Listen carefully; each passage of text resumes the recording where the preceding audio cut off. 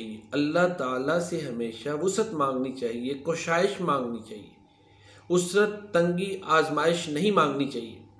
और अल्लाह ताला से कोई फितना भी नहीं मांगना चाहिए कि मुझे जो है ना किसी बड़ी आजमाइश से दो चार कर दे, आसानी मांगे।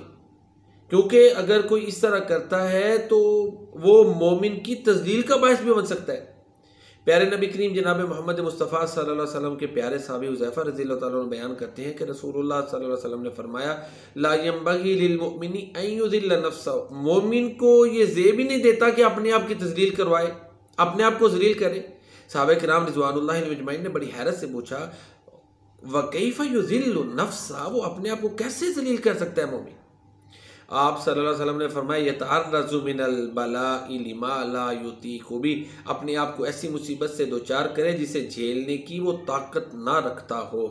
तो इस तरह जो है वो बंदा मोमिन अपने आप को एक तरह की ज़िल्लत से दो चार कर देता है।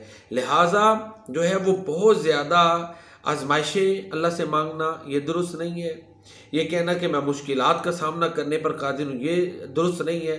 आसानी मांगे और अल्लाह पे तवक्कुल रखे, अल्लाह पे भरोसा रखे, जो है ना बहुत ज़्यादा अपने ईमान पर जो है ना तवक्कुल, एतकाद और यकीन और फिर उसके साथ आजमाइशें मांगना ये दुरुस्त नहीं है। वल्लाहु आलमु बिस्सवाब व इलैहिल मर्जी।